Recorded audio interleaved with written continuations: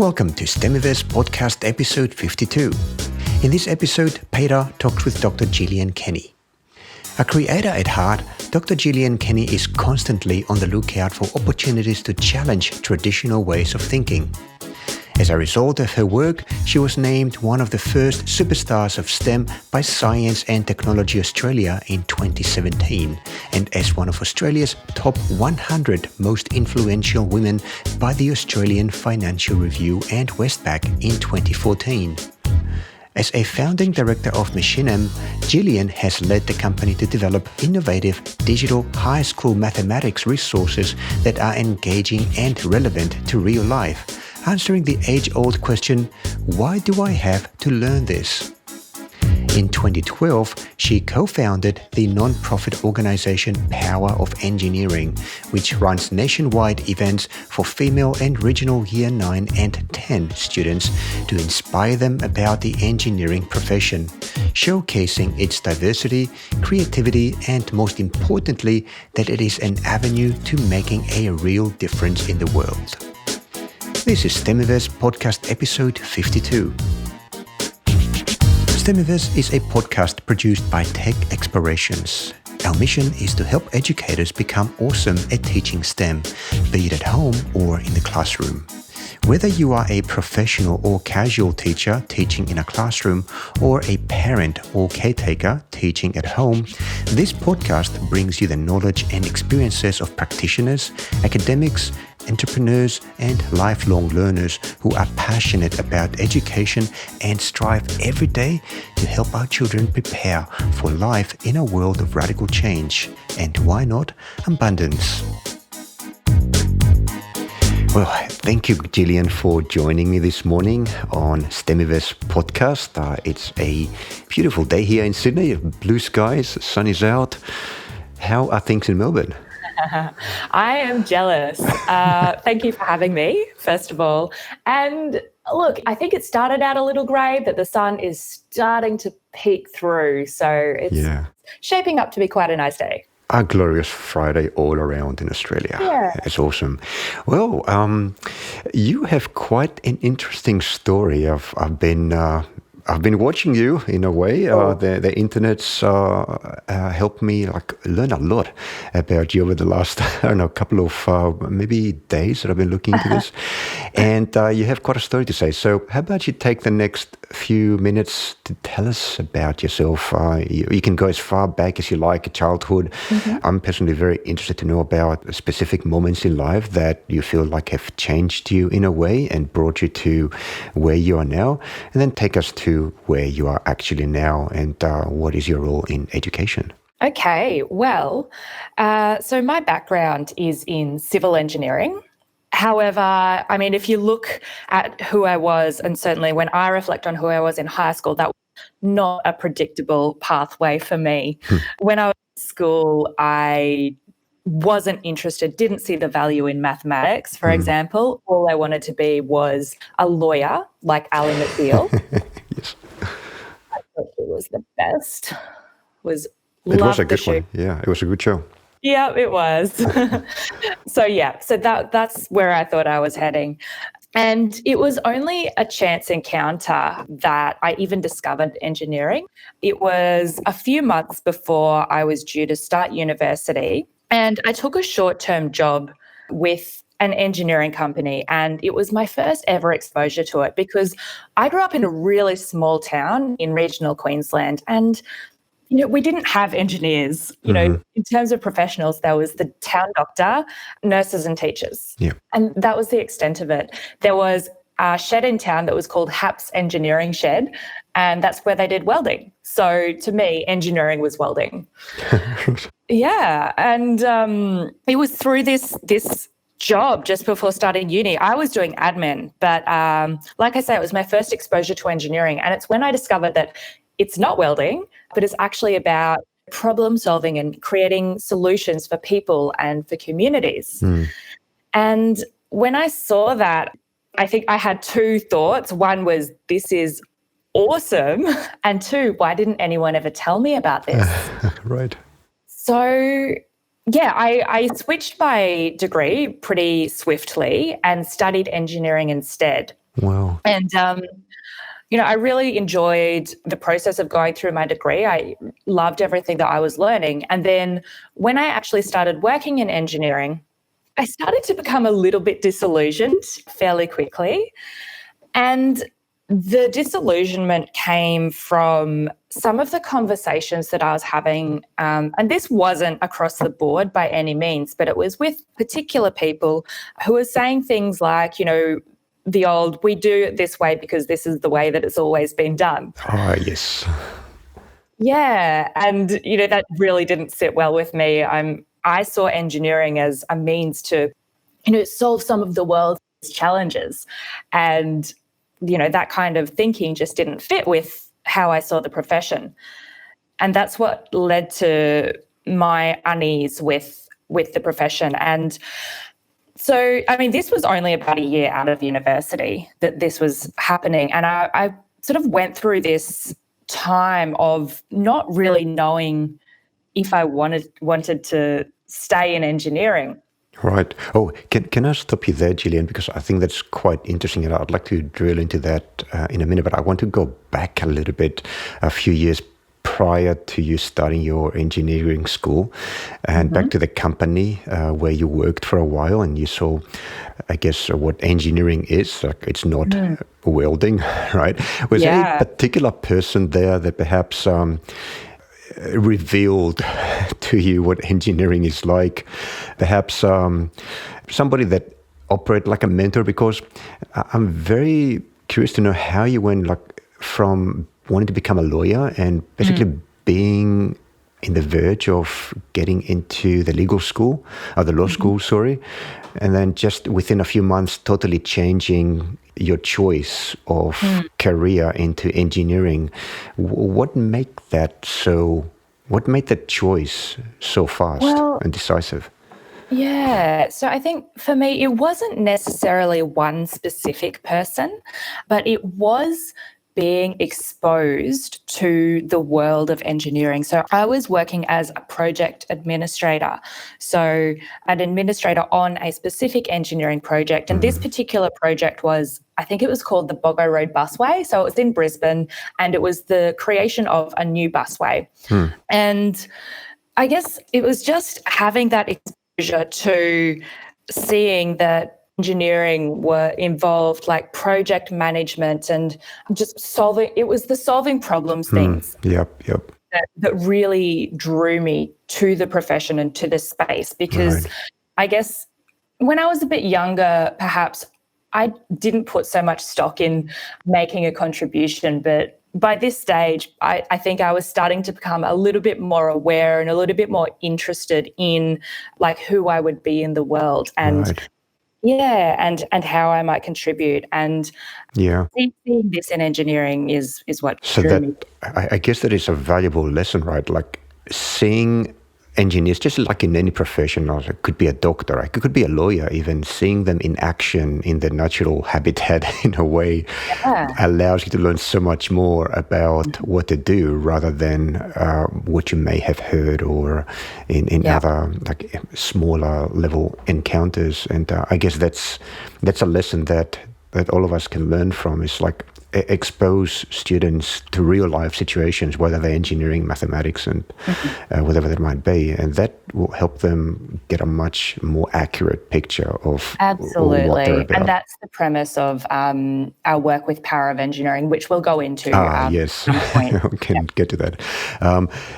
So if you like, let's continue now with what happened or how you were feeling after you graduated as a civil engineer, and the issues that you saw around the more traditional aspect of engineering. Let's continue doing things in a particular way because we've always done it this way. Yeah, so take us from there. Sure. And so, like I was saying, it was quite challenging for me to hear that and to be exposed to that. So I in my youth, which I was at this time, was a little bit hasty. And I was like, look, if this is what engineering is, then I don't want to be a part of it. However, I was fortunate to have some very good mentors. So I spoke to a number of people about how I was feeling. And one of my mentors, David Hood, I distinctly remember a conversation with him, and he said, look, if you don't like it, then what are you going to do about it? Which kind of, I was taken aback. I was like, oh, God. What? Okay. I'm supposed to do something about this? Yeah, that's right. Who am I to do this? Yeah. Exactly. That's a familiar feeling. Yeah. And yeah, I was like, well, like, how can I do anything? Like, I don't know anything. That's right. I'm just this little grad, and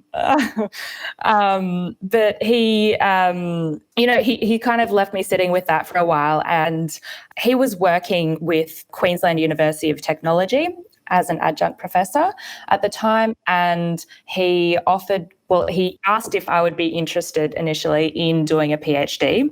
My first reaction was absolutely not. You passed such an opportunity. Yes. Like, I've done uni, I'm not going back. I'm finally free. But I did think about that for some time, and came back to him to learn a little bit more about what it would involve, and why I might do a PhD. And it was a great conversation, and basically I left thinking that by doing a PhD, I would be able to impact an area that was important to me. So the area for me was innovation in engineering. So, going back to that comment of we do it this way because it's always been done. And that's what actually led me into doing my PhD. And I quickly realized that academia wasn't where I was going to end up. Why did you decide that? So I think for me, I really like the creation part of projects, seeing things coming to life, coming to fruition, and being really involved in delivering things. And academia is more about the research side and the exploratory thinking. And perhaps I don't have the patience that's required. Yeah. So you are more like an action-oriented person. You want to be where the problems are instead of, separate from problems. I was just thinking, I'm sidetracking a little bit now, but what you just said, being in where the action is, reminded me of me when I was a kid and I was watching MacGyver. I'm not sure if you remember that. Your generation. So for me, MacGyver was what convinced me. Like, it was MacGyver and Star Trek, I've got to say, both of them together, that I wanted to be an engineer.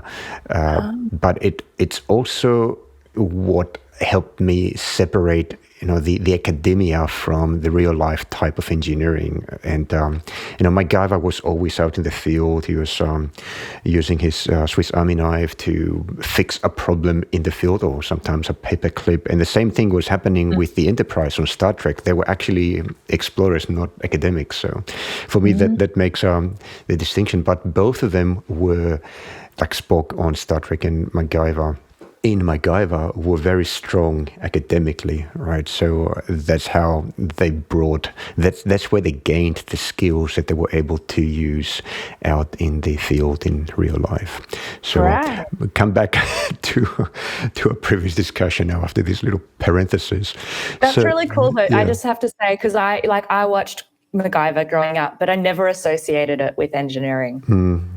Yeah, well, MacGyver was a scientist, so he was a chemist by profession, but he had mechanical skills. He was able to fix things. Like Absolutely. He had knowledge in electronics. He had knowledge in structural engineering, and all around awesome guy.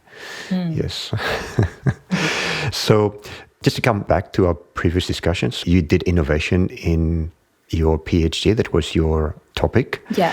And you have decided to not stay in academia, but instead go out in the real world, because that's where the problems are, and you wanted to be close to problems. So how did that actually manifest? Like, in what way are you now solving real world problems? So it actually started while I was doing my PhD. So the first thing that I started was a non-profit organization called Power of Engineering. I love that name. Yeah, Awesome. it's pretty cool, I have to say. So Power of Engineering, I co-founded with another awesome engineer called Felicity Fury. Also, I guess there's a bit of a throwback to my experience in how Power of Engineering came about as well, because, when I started that first ever engineering or job at an engineering company, and I thought, I love this, but also why didn't anyone ever tell me about this? That's really at the core of why I wanted to create this organization called Power of Engineering, because, well, I'll tell you what it is. So it's a non-profit organization where we run one-day events for year 9 and 10 students, predominantly girls and regional students. The events are designed to break down the myths and the stereotypes that exist about engineering, and also to provide an exposure to what the profession actually is. Yeah, like a big driver for me in starting this was because I didn't have that exposure. And so I thought, well, how many other students are out there who are just like me, who don't choose professions, like engineering, because they just didn't know about them. Yes, absolutely. When did you start Power of Engineering? How far into its journey are you now?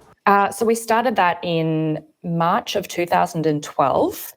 So we're now in our, I think, 7th year. Yeah. So how did the journey from then to now go? Tell us some of the achievements. Like, you could choose numbers here. Like, you say, we've helped like 10,000 students get into engineering. Yeah. I always love numbers. All right. So some of my favorites, I do have favorite stats. So, one that I love is the fact that 77% of students who attend our events change their mind from a no to a yes about considering a career in engineering. 77%? Yeah. So of the students who were initially a no before attending an event, 77% of those changed their mind to a yes, I would consider an engineering career. Wow. Isn't that amazing? Yeah. So I wonder how many of those students that they say yes after the event, stay with it, because I guess that's another challenge, right? Is to, kids they can jump from one thing to the other. Actually, everybody does that. Yeah. It's shiny things are everywhere these days. So as a teacher, as suppose a CEO founder of Power of Engineering, how do we keep the interest and the flame of the interest alive over the long term, at least until it's time to decide which career you want to choose as a student?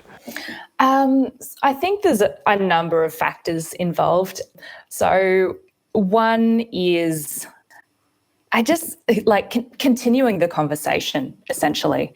And, that can be through within the classroom and, through the subjects that we're teaching. It can be through attending similar types of events. So we specifically look at year 9 and 10, and that's who our event is for. But, there are so many organizations, and we're all needed because we all have our own strengths and our own focuses. And so there are organizations that start much earlier than we do, and there are organizations that progress further. So looking for opportunities to continue that engagement. And the teachers as well really do have a great influence and a great opportunity to influence. And over the years, we've had a lot of conversations with teachers, and that's the question that you just asked is a question that we get asked by teachers. Is how do we continue this? The students are really excited and engaged today here, but then how do we continue this throughout the rest of the year? And it was that question that actually drove us to start our next venture, which is called Machinam, which is real-world mathematics resources. Right. Okay. Well, we're getting into my favorite topic, mathematics. Oh, one of them, actually, I should say. I did pick on what you said earlier, that as a student, mathematics was not your favorite topic. And that's exactly how I felt, even though my father was a mathematics teacher. Perhaps that Oh, didn't help really? things, but Yeah, maybe. we had the mathematician in the house. I remember we had like sessions we had a chalkboard back then, and he was trying to teach me equations and all that, and I'd resist. It wasn't his fault, I've got to say. It's just, it's a connection between real and I wouldn't say not real, but at that younger age, I couldn't see the connection between mathematics and the real world.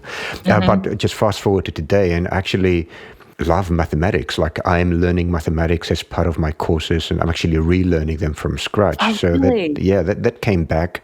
Actually, it didn't come back because I never had it, but that grew over time as I saw the power of mathematics. So there you go. You have Machinam, where you create curricula on mathematics to help teachers teach mathematics in a way that students want to learn it. Is that correct in any way? So it's essentially, we develop the resources. They're digital resources. We call them quests. So students will take on a quest, and through that quest, they'll be learning about the maths that they would be learning in class anyway. So it's all mapped to the curriculum, but through the context of a real world scenario, and not just scenarios that we would automatically think of in association with mathematics.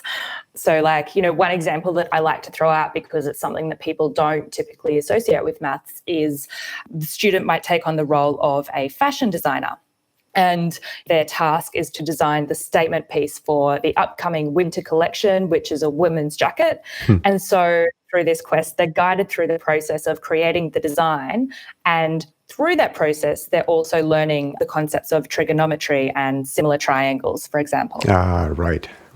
So it's like a hypothetical project, essentially, that exposes them to mathematics, since mathematics is a core tool for achieving the quest, right? The outcome. Yeah, that's right. And the way that it came about actually is because, I've got two co-founders, Felicity from Power of Engineering and Claire Bennett as well. Yep. We're all engineers. And it came about from a conversation that we were having about our experiences in maths, and saying, well, because I was really similar to you, Peter. The reason I, like maths as a teenager was because I couldn't see why I would ever use it. But it was when I became an engineer that my eyes opened, and I was like, oh, it's everywhere. Yes. And it's extremely useful. And so it was taking that thinking and saying, okay, we use these concepts every day in the work that we do as engineers. What if students were learning, through those concepts, like how we use them in the real world, to create that connection for them so that they can see the relevance to their future.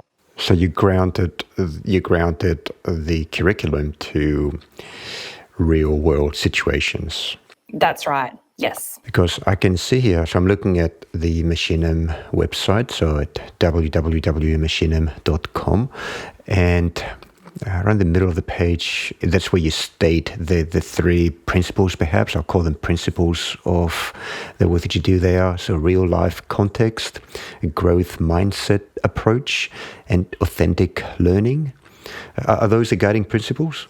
Yeah, absolutely. Could you walk us through, maybe start with authentic learning, because that term can be used in different contexts, and I'd like to know what your definition of that is and how it helps you with the curriculum. So how we think of authentic learning is that it's learning that's designed to connect what students are learning in school to real world issues, problems, etc. And I mean, that is the core premise behind our products. Yeah, so everything has to be connected to the real world.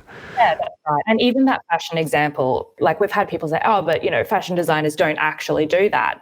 But coming up with that, our designers went to the studio of a high-profile Australian designer, spent a day with them, learnt about the processes that the designers use. Everything's using AutoCAD, like an engineering program, and they were really surprised. Wow. That's awesome. Yeah.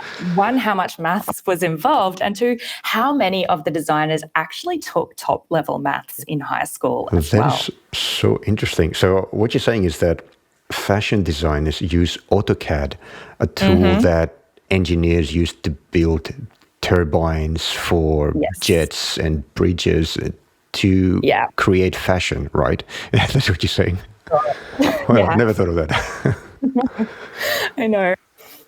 So That's all. yeah, like our scenarios are based on actually authentic real world problems. Great. Now, what about real life context? The way that I think of this is that you can connect students with engineers, for example, to see the mathematics actually being applied in practice. Is that what real life context is in your case, in Machinam? I think I see the authentic learning and the real life context being very closely related and quite similar. And at this point, we don't provide those specific opportunities, but it's certainly through creating links to videos and to different things. Right. Yeah. So it's resources that show the application of mathematics in real life, so not necessarily taking them to organizations, labs, for example. No, Great. however, we do that through Power of Engineering. Right. So how closely is Power of Engineering working with Machinam? Like, do those two aspects of your professional life talk to each other? Or I guess they do, but in practical terms.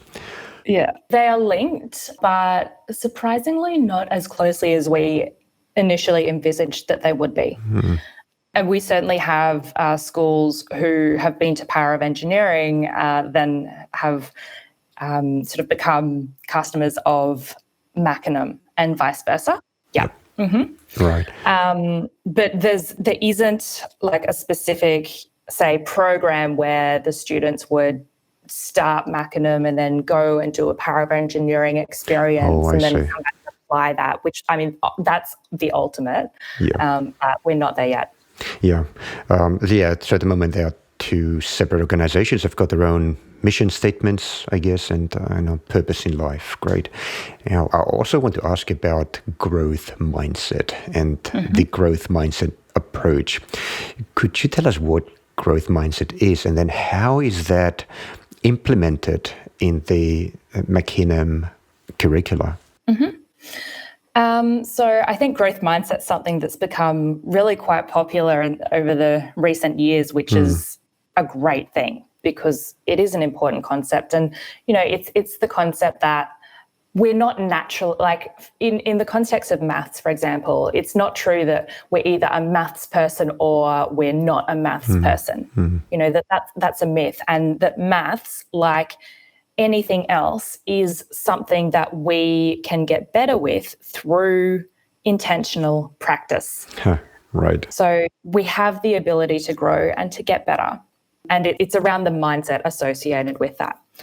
So through Machinam, through the resources, that's the communication that is inbuilt through all of the resources. It's using specific language to facilitate that mindset. And I mean, if teachers are interested in growth mindset specifically for mathematics, Joe Bowler, who is a professor of Stanford, has a website called YouCubed, YOUCUBED, that is just completely dedicated to growth mindset in maths, and it's got resources and articles and all sorts of things. Great. Yeah, well, we're going to include that in our show notes. And now, as you were speaking about growth mindset, I'm also going to mention Dr. Dweck. There's a great TED talk on the growth mindset, which if our audience hasn't listened to, they should definitely go and check it out. So Dr. Dweck has done a lot of work on this topic. And also should mention deliberate practice. There is a book, by Anders Ericsson, who has written a book about this. So it's the concepts from Ericsson's book came out as the 10,000 hour rule in one of Malcolm Gladwell's books, right? So it's deliberate practice is the notion that given enough time where you use the time to specifically work on improving specific skills, and assuming that you have appropriate instruction, so you basically just can't randomly learn things. You need to have some, like a coach perhaps, that can help you with learning things such as playing the piano, doing mathematics or engineering, whatever it might be.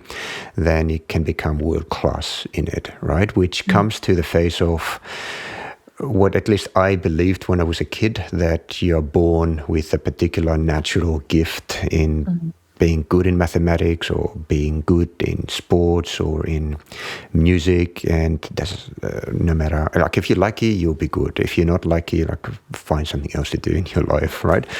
So I guess that's what you are promoting in your own work when it comes to building educational products using the growth mindset approach. Absolutely. Yes. Anybody can become good at maths. Yeah, there's a lot of psychology there. Like, how would a teacher try to explain this to a student who sees other students performing in like a very high level of competency in any subject, like in mathematics? Okay, and I'm using mathematics because mathematics is purely, I suppose, a mental skill, unlike playing basketball, where, you know, being 2 meters tall does help, and no amount of work can assist you there if you're a short player.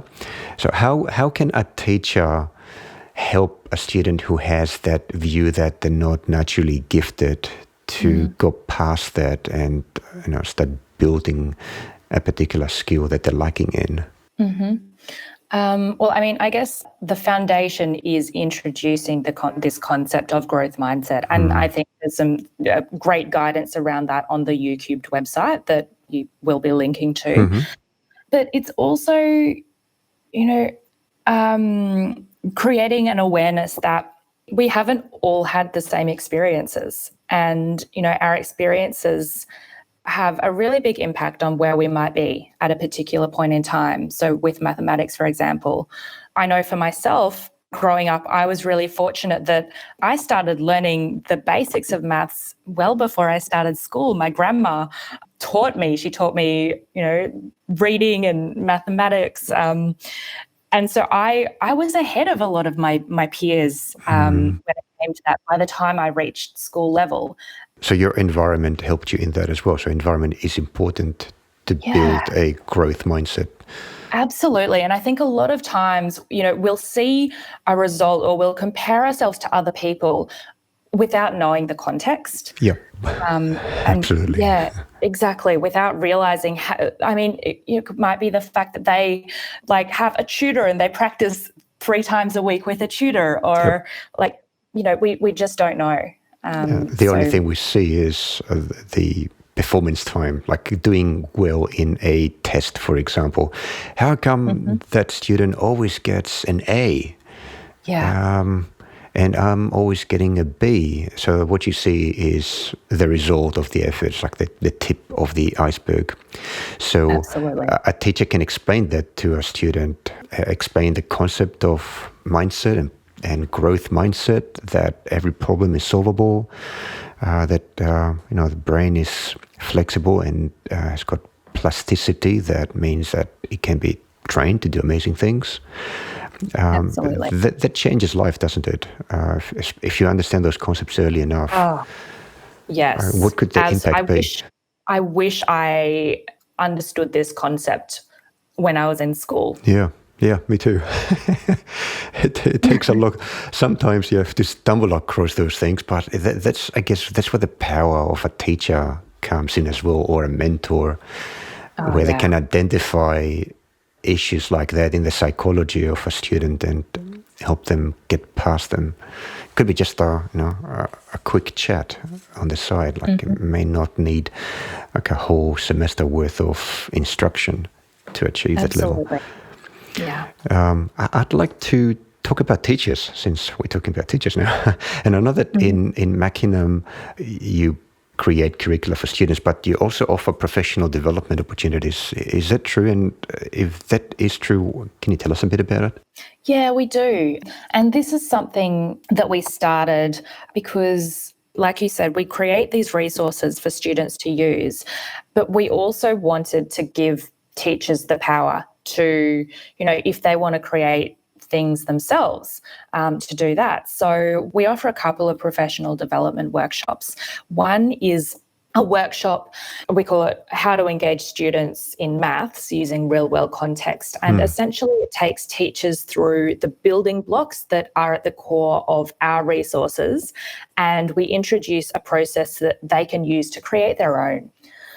So that's one. Great. And then the second professional development we offer is a workshop that is specific to attracting and retaining girls in STEM. And so that's the language that we use, the key messages, and sorts of activities that we can use as well. So that is specifically designed to, I suppose, help girls appreciate and consider mathematics and engineering, I guess, as a career option. To be able to see themselves in those sorts of professions. Yeah, the message has to be right there, right? So I guess Spock might not be the best role model for a girl to want to become an engineer, right? Yeah, that's right. I've got to say that the latest Star Trek incarnation has a lot of very strong, powerful female role models, including in the space of engineering, but also leadership. So that's yeah. Oh, cool! It's worth checking it out. Check it out. I've never gone into Star Trek, but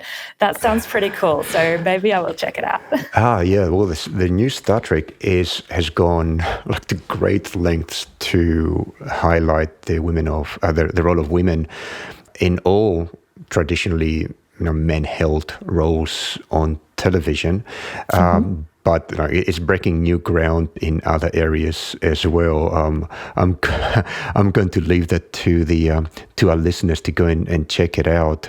The latest one, Discovery. So that's what I'm talking about. So it's on television series. It down.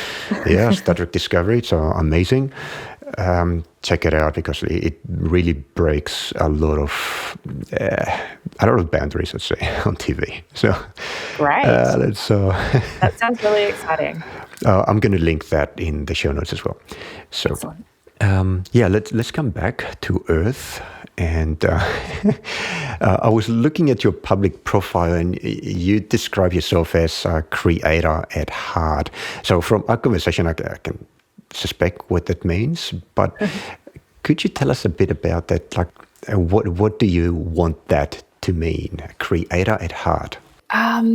Yeah. Okay. So, even ever since I was a little kid, I always just loved building things and also being creative. So, as a kid, that might have looked like it could be anything from baking to my parents built their own house, and it was out of bricks. And so there were these piles of bricks around, and my brother and I would build these really quite large and probably very dangerous structures that, they were our castles. And so, I just loved constructing and... So using the house building materials, you just use them as Lego. Exactly. Real world Lego, yeah. So much fun. And then, in even my school projects would turn into these art creations. I remember in high school, for example, we all had to do an autobiography in year 8. And I mean, what was expected and what most people did was you write it out and print it out and that's it. But mine was a work of art. So,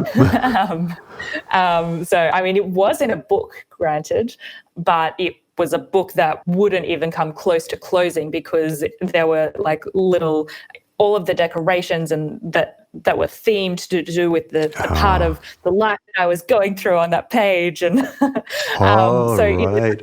So I guess it was illustrated, but you also had attachments. This were various artifacts stuck on the page. Is that what you did? So then you couldn't close the book.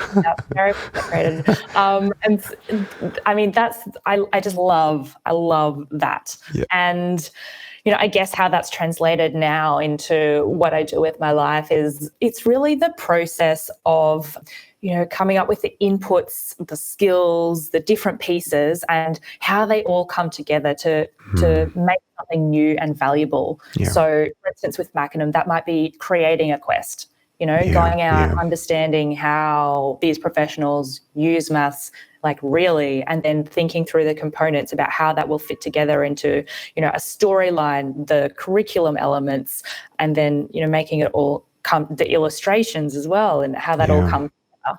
Yeah, definitely. Like, I understand now. And just to take it one step further, I think you should not also discount the creativity that goes into building organizations, and you've built 2 of them, right? And that's probably absolutely we tend to forget how creative is the creation of an organization, like all the moving parts in it, and how long it takes to build something like that. A very creative process as well. Yeah, I agree. Yeah. Gillian, I've got one last question before we go into rapid fire questions, which I call it rapid fire questions, but actually they're never rapid fires. They take long. But anyway, we'll get to that later. So I wanted to get back to your PhD research. I know that your PhD was in the area of engineering and innovation. I think it has something to do with water and water innovation. Is that right? Yeah, that's right. I was exploring the drivers, the barriers, and the enablers that allow for innovation to arise in the Australian water sector. That is perfect. I'm saying that because New South Wales right now is going through a drought. I think 100%, right? I was just going to say, I saw that on the news just before we started this conversation. Yeah, 100% of the state is in drought, and I think a large extent of it is in severe drought, which means basically everything is dying on the land in those areas. So apart from that, what are the couple of lessons perhaps that you've learned in the course of doing your PhD in particular, because it's in the area of innovation and engineering, lessons that teachers and engineers in general can take with them in order to improve their work, whether it's teaching, whether it's designing a bridge? Is there something that you can advise us from your research? I think some of the key things that did come out of mine. So I was looking a little bit more at the human element rather than the technical elements. Yeah. And the key things were the importance of taking a long-term view, because particularly in politics and in business, it's very easy to take a shorter term view. So with business, for example, we're looking for the payback as quickly as possible. So, we invest money to build a bridge or to do whatever, but there needs to be a payback. And it's very normal to look for a quick return, but the long-term view is what can enable the most appropriate solutions overall. And so it's harder to do. It's harder to see the benefit in that long-term thinking, but it's absolutely critical. And so that's like I say, both in business, but also in politics and in policy. So particularly in water, we see that a particular government might be in power, they'll make an investment, research will commence, and then the power will change. And what sometimes happens is the investment that's gone into a particular project so far might just be cut and the work's been lost. Yeah. And we're going back to square one. Back to the beginning, yeah. And I understand that in many aspects of engineering, especially when safety comes into play, engineers want to be very, let's say, what's the right word here? Conservative in the solutions that they apply, so they don't want to change. They want proven solutions. Is education like that, or is education a better place where we can try little experiments that may lead to an more innovative way of teaching and learning. What do you think about that? I think there is absolutely an opportunity. I mean, both in engineering as well, but also in education I love what you say, to try little experiments. It doesn't have to be this, large overhaul change to do something differently. It can just be, try something new in one class. The downside really isn't going to be that.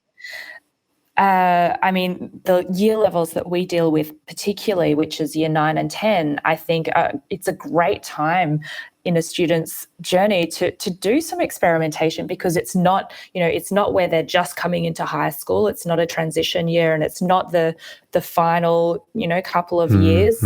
High stakes. Exactly. The stakes are much higher. So it's such a great window to try something a little bit different. Like I said, the downside, if you're trying something in one class or, over a week or a month, it's not going to be that large, and you never know what good might come out of it. Yeah. And the learnings will come out of experiments. Exactly. Worth it, in my opinion. Yes. Oh. Okay. Rapid fire questions. I'm just looking at the clock. I'm thinking, where has the time gone? I know. Okay. Yes. Rapid fire questions. So I'd like to know if there is a person or persons, it could be multiple persons, real or imaginary, like in my case, Spock, that have been very influential in the way that you teach or you think. Oh, gosh. I'd say the answer would have to be yes.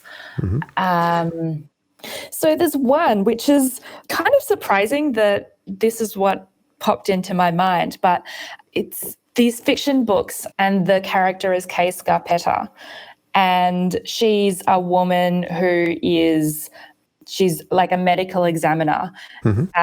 She's also has a degree in, I guess, maybe some kind of medical forensics, and also a law degree. And as I grew up sort of as a teenager reading these books, and I mean, I still read them now when the new ones come out. Yeah. And I just admired her so much growing up, because she was just such a smart woman, and she was just so very logical and methodical about the way that she would think through things and solve these crimes. And awesome. that had a very big influence on me growing up. And however, in saying that, I think as I have become a little bit older and a little bit more experienced, I have not started to move away from that, because I think that's still the foundation of how I think, but I've started to become more open to relying on or taking into account, like, gut feel, and I guess the creativity side of thinking as well. So it's not just the logic, but becoming a little bit more holistic. Yeah. Gut feeling is good. I was just going to say, gut feeling is good as long as you know that it is a gut feeling and needs to be examined a bit more closely. I've been doing a lot of thinking about that. Yeah, because the thing that I find interesting about gut feeling is, what I suspect is that it's things that it might be drawing on past experience or on things that we've heard or read, but it's not, what's the word? Like it's subconscious. Yeah. Oh, yes, absolutely. Yeah. So it's that subconscious thought, even though we might not be consciously aware of an experience that we're drawing on, that I think that's what it contributes to the gut feeling. Yeah. Was Kay Scarpetta operating in a similar way? Or was she going more towards her? Actually. Right. Yeah. Yes. Now that I think about it, but it's not something that, like, I didn't notice that so much when I was younger. Right. Awesome. I'm going to have the link to Kay Scarpetta's fictional character biography on Wikipedia. I didn't know that Wikipedia had that. But Wikipedia also has biographies of fictional characters. Wow. I'm going to include that there. Okay. Let's do a couple more. So you're a very busy person, very creative person as well. Are there any computer applications that help you with your productivity, with staying focused and productive and efficient that you want to tell us about? I don't use anything very special, I don't feel. I guess just in terms of facilitating teamwork. So like for Power of Engineering, for example, it's completely volunteer run and volunteers come from all over Australia. And so to make that work, the organisation uses tools like Trello. Oh, yeah. To manage tasks, and so see where things are at, who's accountable, when they're due, and that just creates complete transparency. Yeah. And for both Power of Engineering and Machinam, we use Slack, which takes all of our communications off email. Yeah. Sort of groups them, makes it's just so much easier to manage our communications and go back to them and find them when we need. Yeah, Slack is awesome. So Slack is like instant messaging, but it's like on steroids because there's a lot more ability. You can sort of group conversations and not just the typical instant messaging that we think of. That's great. Thank you for that. So my next rapid fire question is about new educators. So imagine that a new teacher comes out of university and they're ready to start the first class. What would you advise them? They are tasked to teach STEM. What would you advise them? And the reason I'm asking that is because STEM is not a single thing. It's not like asking somebody to teach geography, right, or history. It's kind of a mixed bag of many things.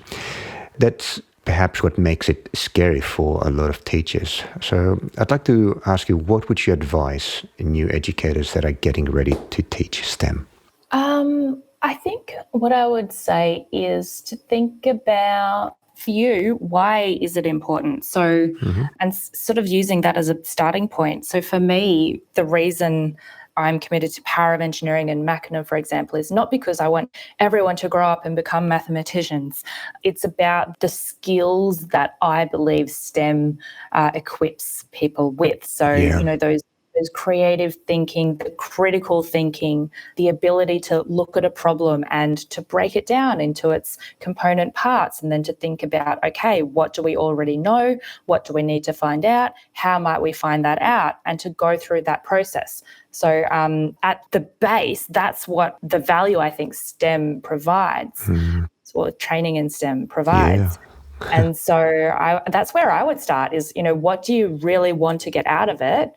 And how might you go about that? Yeah, this is so profound, isn't it? Like, we think that STEM is about science, technology, engineering, mathematics, and a few other things that we can attach to those. But it's really more about life skills. It's about how you think. And we do that by using real-world tools that have got a proven track record of improving people's lives. And it's really about life. So, yeah, thanks for that. Yeah. All right. Gillian, are you on social media? How do people can get in touch with you if you'd like that, of course? You may not want people to get in touch with you, but what's the best way for them to do so? Okay, so social media, I'm on Twitter at Gillian Kenny. I am also on Instagram, and I believe it's the same, or it might be Gilly.Kenny. And LinkedIn at Jillian Kenny. And then an email address, if people have an interest, is the best one is probably curious@machinam.com. Got it. Thank you. Yeah, social media is just let's say it's the new water cooler, right? It's where we can get to know people, get into conversations. So I guess teachers. I know that teachers have a preference for Twitter and for Facebook. I could be wrong, but I think from your experience, did you say that you're on Instagram as well? I am, yeah. So on Instagram, because I'm not very familiar with that particular media, I'm more on Twitter and on Facebook, but on Instagram, it's all about photos, right? So you post photographs from your workshops, I guess, from places that you visit, etc. So it's a very visual place. That's right. So yeah. good to And it's check something out. that I'm still getting used to as well. So I haven't been on Instagram for that long, but I'm trying to do more of it. So Yes, me too. I'm exploring all these media at the moment. yeah. And there's a bunch of others that are coming out as well. So I need more time to explore the internet. All right. Yeah. Well, Gillian, really appreciate your time this morning. Thank you very much. Like, it was a very interesting conversation. The time has really passed quickly. Thank you for having me. It's been wonderful. Yeah, and I wish you a great day down in Melbourne. I hope the sun comes out, and I might go out, take Einstein for a walk around the block this morning, and take advantage of this. So Einstein is my dog. I gathered, yeah. He's sleeping now. Oh, that sounds lovely. Right. Thank you very much, and have a good day. Thank you. That's all for this episode. The notes for this episode that include links to many of the resources mentioned and information on how to get in touch with Gillian are available on our website, techexplorations.com/pay/Stemiverse. Each episode comes with its own page on the Tech Explorations website and a goldmine of information in the notes. This Stemiverse podcast episode was produced by Tech Explorations. Do you have any questions or suggestions? Would you like to nominate a friend or colleague to be our guest? Please email us at pa@texplore.com. Subscribe to us on iTunes by searching for the name of our podcast, Stemiverse. That's STEMIVERSE. Thanks for listening, and we'll see you again next time.